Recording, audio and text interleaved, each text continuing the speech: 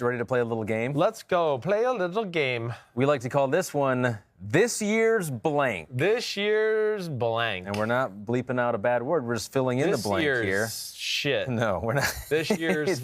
Stop. Okay, stop. This year's... No, those were bleeps. Those were actually bleeping out a bad word.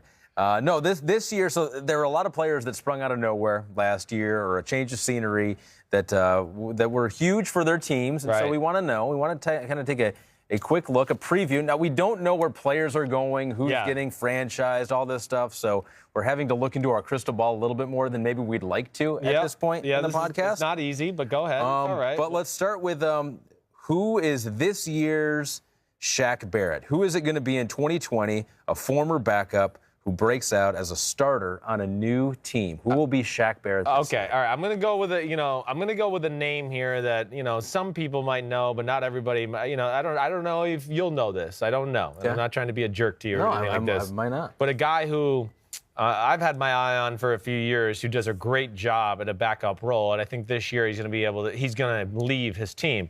Roy Robertson Harris, okay, of the Chicago Bears. Yep, I told you wouldn't know him. Okay. But he is a guy who has been an unbelievable quality backup for the Bears the last few years. Now, they're stacked in their front seven, so he hasn't been able to crack the starting lineup, but he does play when guys have gotten hurt and then start. So he plays a lot of snaps, but he's not really their starter. But he is a guy to me, again, the stats aren't going to say anything special. The disruption, the play up factor here for this guy. Yeah. So this is a tough one to call, okay, as a backup that way. But he would be my guy to go somewhere who's been a backup the last few years, and all of a sudden he's on a new team this year, and we go, damn, this Roy Robertson Harris he's one of the best defensive linemen in football. Yeah. He'd be that guy that I think could fit that mold. Undrafted. Yep. He's 26 years old. Right. He played around 60% of the snaps this year. Yeah. Throughout the year for. When Akeem Hicks got to play, got hurt, he played more and more and got, I think, even a few starts in there. But really a guy that, even back to my Bleacher Report days, I used to rave about a little bit. He's the guy that fell on Aaron Rodgers' knee 2 years ago in that season opening game, right? Yeah. He's really got defensive tackle / defensive end flexibility too.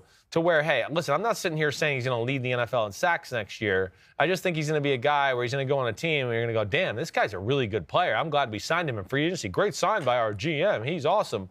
Where did they get this guy? Oh, he was a backup for the Bears. I think he could be that guy. What Shaq Barrett did this year is that's kind of special and unheard of. Yeah. To say that you're going to find a backup that's going to go on the next year and lead the NFL in sacks and almost get 20 sacks, really, it's probably happened maybe once, twice, anything even comparable in the history of the NFL. So that was a unbelievable breakout year for Shaq Barrett. I got a guy who came on strong at the end of the year. I like it. A name that you might not be familiar with. Ooh, I probably am not. Kamalei Correa. Ooh, linebacker for Baltimore. Sure. Was playing about 30% of the snaps beginning of the year. That's a good one, Ahmed. Came on strong in the playoffs. Yes, he did. He's just 25 years old, second-round pick out of Boise State. Yeah, he, again, another example, like we've talked about with Minkah Fitzpatrick a few times, was in Tennessee, wasn't really getting used the right way, and then he goes to Baltimore, and they've kind of found the niche for him and how to move him around, and I'm with you. He's a guy that could be that guy. That's a good one, Ahmed. Okay, all right, so we got a couple guys who could be Shaq Barrett, although it's unlikely that anyone is like Shaq Barrett. That was from this last year. Yeah, right. That was an amazing year by Shaq Barrett. They need to make a decision on him. He'll probably be a franchise tag guy. I would think so. They should just work out something long-term because they really like him. Yeah, I would think that could be a franchise tag, and then they figure out a contract. And he's never had the big money, so they'll be able to lure him in. Who will be this year's Ryan Tannehill, a backup quarterback who becomes the starter by the end of the year? Okay, all right. So this one, I'm only giving one guy here. A lot of these other answers and these, fill in the blanks, I'm going to have a few answers. But this one, to me, there's one guy I look at, Andy Dalton. I think Andy Dalton. And if you made me say a team, I'd go like Andy Dalton to the Chicago Bears, right? I could just see that happening. That's a good one. He goes there, they bring him in because they go, man, if we don't all want to get fired if Trubisky shits the bed for the first 5 weeks of the season. And I think you could see that. That would be my bet. If you had to make me pick one guy to do the Mariota Tannehill, it would be the Trubisky Dalton this year, where I could see that happening. That's such a good one. I don't even want to do any more because that makes total sense, right? Yeah, I just think that would be the type of thing I would look at if I was Andy Dalton. That would be the kind of position, like, oh, okay. Did you see enough from Dalton though this year? I mean, he got benched. He came back. Well, yeah, but he when he came back, I mean, he was pissed off. He played well. Yeah. Andy Dalton again. Is not a superstar. He's not going to carry your team. But there's a lot of good things to like about him. He's a good athlete. He can make all throws. He's not going to be like this Adonis big mouth leader of your football team either. That's not who he is. And I think that's why the Bears fit too. The Bears don't need the quarterback to be the leader that way. They just need a guy that's steady and consistent. They got some other personalities around their team on defense, especially, who could be the leaders of the team. I was going to pick Tyrod Taylor, although it looks like he could be the starting quarterback there. I don't know what the Chargers are going to do. But no, I think that's a fair one. I hear you there. And then I also considered whoever Washington signs as their backup, the Dwayne Haskins. I thought maybe that's a possibility there. Could happen? I don't know. I mean, although he finished the year okay, his best 2 games were his final 2 games for Dwayne Haskins, but there were some shaky ones there. Yeah. So that's yet to be determined. Yep. Who will be this year's Tyrann Mathieu? Yeah. A veteran leader who helps turn around a bad defense or offense. Right. All right. So, I mean, I don't have teams pinned here, okay? Right. All right, like I'm not going that far. We don't know yet. We don't know yet. And there's a few that are like, okay, maybe I could pin a team to them here and there, but this one's too hard. Like this is too open-ended. So what about a player that could turn around any team? I guess that. Well, yeah, I mean, but like, all right, here's the guy. Like we're talking about Tyrann Mathieu. We're talking about a guy who goes to a new team, obviously does well in the field, but has like an attitude and a veteran leadership off the field that also improves the team. I mean, that's the one thing. Anybody I talked to around Kansas City, they were like, I mean, Tyrann Mathieu's awesome. He's our favorite player on the team. He's the coolest guy on the team. And you hear Andy Reid tell stories during Super Bowl week. He said, like, Tyrann Mathieu ran the locker room like the second week he was there. Yeah. Because he's just that one of personality. So here's one guy, Chris Harris Jr., all right, that's one guy I look at. Denver Broncos, somebody that needs a nickel corner somewhere, and you're looking for a guy to give your secondary a new attitude and something like that. I think Chris Harris Jr. could fit that mold, to bring a little swag, smartness. I've been there. I've done that. I've won a Super Bowl. This is how we do it. The thing I love about Tyrann Mathieu, when guys would mess up, like, he would yell at them, but wouldn't, like, go crazy to where you berate them, but, like, give them a look or be like, what? We talked about that on the sideline, and then he walked away. Like, that's where pretty cool how he's grown into that role. He's grown into that role of a team leader, and he's looked at himself. He's what is it? Self-scouted thyself. Yes. And he's turned into a really good leader. I don't know. I threw a couple. Devin McCourty. Oh, I haven't written it down too. That's a great one. Definitely. I'm with you. Anyone else you got written down? Bud Dupree from Pittsburgh. Okay. I'm with you there. Seems like kind of a leaderish guy, although I don't really know him personally. Yeah.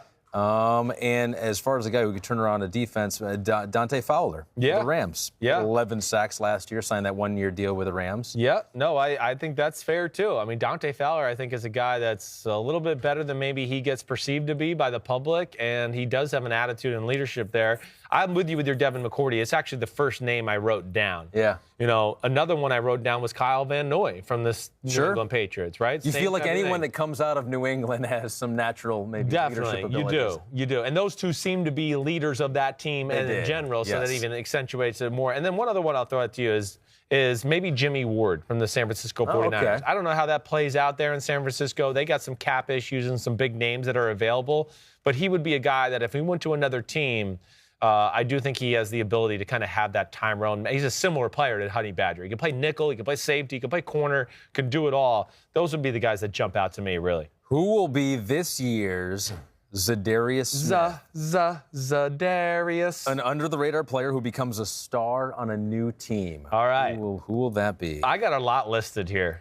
I got a lot of players listed. Now, first of all, some of the guys you just mentioned on your other list could go here. Like Bud Dupree could probably fit here. Yes. Like Bud Dupree, you and I know him. I don't know if every guy sitting at home with his hands down his pants watching football on a Sunday is like, oh, Bud Dupree is a really good player. So he could fit that. And there was another name you said that I thought could have fit that. But Fowler? Yeah, Fowler, same thing. I mean, those are under the radar, really good players who could go somewhere and blow up. But go ahead, I want to hear the rest of yours. Maybe I've got one other one. And this guy might be over the radar, and he's probably getting franchised by the Broncos, but Justin Simmons, the free safety there. I'm with you, bro. He's played a lot. I mean, he's not under the radar if you're a huge Denver Bronco fans, but probably for the the vast majority of NFL fans out there, and he's played every snap the last 2 years. Yeah. Former third-round pick out of Boston College. Yeah, I'm with you. It's, again, one of the first names I wrote, dude. I think you're spot on. He's really talented. He's one of the better free safeties in the NFL.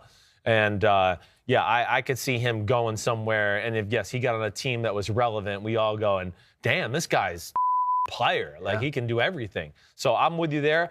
Same position. I'll throw another name out, Sean Davis from the Pittsburgh Steelers. Sean Davis, to me, is one of the best hybrid safeties in all of football. He really is. He's special, and I doubt they re-sign him in Pittsburgh because they traded for Minkah Fitzpatrick, but I think he's going to command big money on the free agent, contract tour here, to where he would be a guy that I'd go, ooh, he gets on a team, watch out.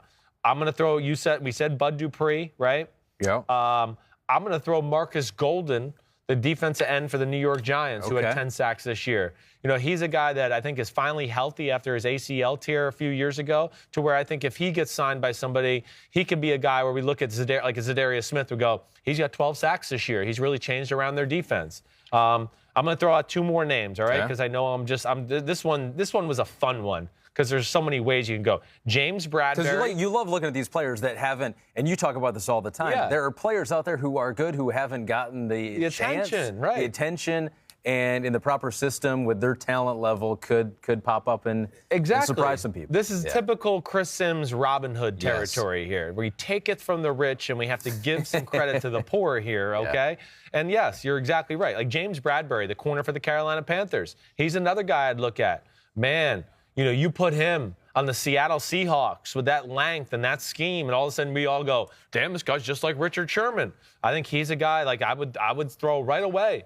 And I wouldn't be shocked if that's who ends up signing him, is the Seattle Seahawks. He fits that mold of being a big physical corner. You maybe don't want to play him man-to-man every play, right? He's a lot like a Richard Sherman that way. So I could see that. The other one I'll say here, and I like the guy on the field. Off the field, he's had a few things where I'm not crazy about, but I'm going to say his name anyways. It's Robbie Anderson for the Jets. Okay. Robbie Anderson goes to the right team at offense next year. Like, I wouldn't be shocked if we came away like, man, Robbie Anderson got 1,200 yards receiving and 7 touchdowns this year. He was their deep threat. He was amazing, blah, blah, blah. I could see that happening. He is always the top guy on the waiver wire in my fantasy football leagues. Yeah. Like, oh, man, I need a wide receiver. Do I pick up Robbie Anderson? Yeah, he's had some big games. Yeah, I don't know. Let's see if he could do it. Right. He's always the guy right there on the cusp. I have one more. Yeah. Anthony Harris from the Vikings. Okay. Undrafted out of Virginia. Yep. Spent all 5 years in Minnesota. Started 14 games this past year. That was a career high, so maybe he's his upward trajectory for Anthony Harris. That's a really good one. You like that one? I do. I like that one a lot. And I had Corey Littleton, the middle linebacker from the Rams, on my list too. Yeah. I don't think he'll ever get out of Los Angeles. I think he's too important, but he would be a guy that at least fits the mold of a guy that's really an awesome player that I don't think really gets the credit from the fans quite yet. Who will be this year's Dee Ford or Frank Clark, a tag and trade kind of guy? Tag and trade. This one was the hardest one for me. Yeah, okay. The one that makes the most sense is A.J. Green. Oh, okay. If I'm the Bengals. Although he has said he is open to staying. He said he's open, I know. On a franchise tag in Cincinnati. I know he is. And listen, that might be one where I just look at and go, it just might be time for both to part ways. Like, if I'm A.J. Green here, like, okay, you're getting to be 32 years old. You still got talent. Like, do you really want to be a part of this with the Bengals right now? Do you really want to? Yeah. Like, A.J., don't do it, man. Don't do it. There's a market out there. I mean, it seems like there are several teams that are at least poking around. I would think so. I mean, yes. Depending on his health, that's the scary thing. That is, you're right. You're going to have to know where his foot is at and all of that. He had some issues there. But A.J. Green, to me, would be that guy. And if I'm the Bengals, too, Ahmed, like, if you're starting like, okay, we're about to go Joe Burrow, we got a head coach in his second year, like, I don't know. I would start thinking about building my team young and having receivers that are young that all come up together with a Joe Burrow. Instead of like an old presence where Joe Burrow's in the huddle like, Mr. Green, I'll get you the ball here. Yeah. I'm sorry I haven't thrown the ball to you the last 9 pass plays. Like, that's what an old veteran superstar receiver can do to a young receiver, a young quarterback. It's kind of intimidate him too. Sure. Right? Like I used this on the other day. Steve Smith Sr. with Cam Newton. I think that's a little what went on there. Like, Cam was, being overshadowed as the leader of the offense, and they wanted him to be the leader as a young quarterback, and yet he had him, and I'm sure he was feeling the pressure of like, oh, that guy's so awesome, and I like him. I want to give him the ball, and it ruins the development a little bit. And why not get the assets for A.J. Green just to build your team? That's my forward Frank Clark. Who you got? It'll be interesting to see. I mean, I don't really know. I was looking up who might be franchise tagged and the decisions that teams have to make. Right.